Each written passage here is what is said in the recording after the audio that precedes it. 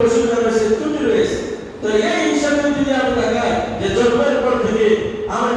দেওয়ার আগ পর্যন্ত আল্লাহ রাব্বুল আলামিন আমাকে কিভাবে তার প্রতিটা অঙ্গ প্রত্যঙ্গ দিয়ে যে অঙ্গ প্রত্যঙ্গ কোনো একটার মধ্যে কোনো ত্রুটি বিচ্যুতি নেই এমন ভাবে আল্লাহ রাব্বুল আলামিন সৃষ্টি করেছেন।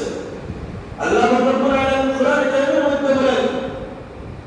লাকাদ খালাকনাল ইনসানা ফি আহসানি তাকওয়িম, যে আমি মানুষকে যেভাবে সৃষ্টি করেছি, যেভাবে সুন্দরের মধ্যে চলেছি, কোনো অন্য কোনো প্রাণী যেভাবে সুন্দর নেই, যেভাবে আল্লাহ রাব্বুল আলামিন আশরাফুল মাখলুকাতের মধ্যে সর্বশ্রেষ্ঠ হিসেবে মানুষদেরকে সৃষ্টি করেছেন, ঠিক তদ্রুপ সবগুলা সৃষ্টির মধ্যে সবচাইতে সুন্দর সৃষ্টি হলো মানুষ। সেটা আল্লাহ রাব্বুল আলামিন কোরআনের মধ্যে করেছেন। এর থেকে সুন্দর কিছু হতে পারে না। এই জন্য এটাকে আল্লাহ রাব্বুল আলামিনের ইহসান এবং দয়া, যেভাবে সৌন্দর্য করে আমাদেরকে সৃষ্টি করেছেন, সেই মহান রবের যদি শুকরিয়া আদায় করি, একদিন, দুই দিন, এক মাস, দুই মাস, এক বছর আদায় করবো, তাহলে মহান রবের শুকরিয়া শেষ হয়ে যাবে না।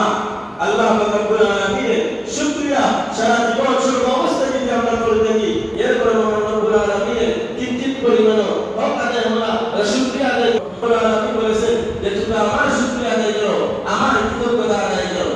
কারণ হয়তো তোমার ভিতরে হতে পারে যে আমার কুরবানি আমি দিয়েছি, শেষ, আমার আর কিছু নেই, তাহলে আমার কিছু নেই। কারণ এটাতে শুকরিয়া, এটাতে তুমি মাধ্যমে যে উপযুক্ত হয়েছো, যে আল্লাহ তোমার কুরবানি করার তৌফিক দিয়েছে, উপযুক্ত বানিয়েছেন, সেই মহান রবকে তুমি এখন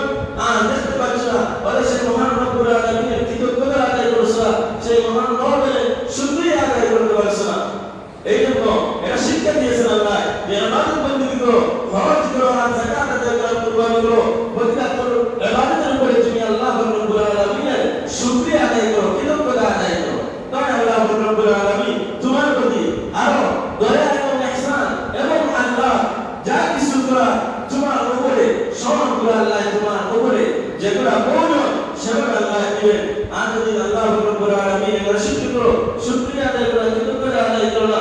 যে উপযুক্ত বলেছে তুমি হজে বা উমরা করা বা হজ, যাকাত আদায় করা, কুরবানি করা, 2 বছর পরেও আল্লাহ রাব্বুল আলামিন এমন অবস্থায় তোমার করে দিতে পারে যে তুমি তোমার সেই অবস্থায় আগে নেই, হয়তো তুমি ঋণগ্রস্ত অবস্থায় এমন ভাবে ঋণগ্রস্ত হয়েছো যে আগে তুমি কুরবানি স্বাচ্ছন্দ্য মধ্যে দিতে পেরেছো, কোনো ঋণ নেই, কুরবানি সঠিকভাবে আদায় করতে পারছো, কিন্তু এখন 2-3 বছর পরে তুমি এমন ভাবে ঋণগ্রস্ত হয়েছো এমন আর কুরবানি দিতে পারছো না, নিজে এই স্বাচ্ছন্দ্য মধ্যে খেতেও পারছো না, এমন অবস্থা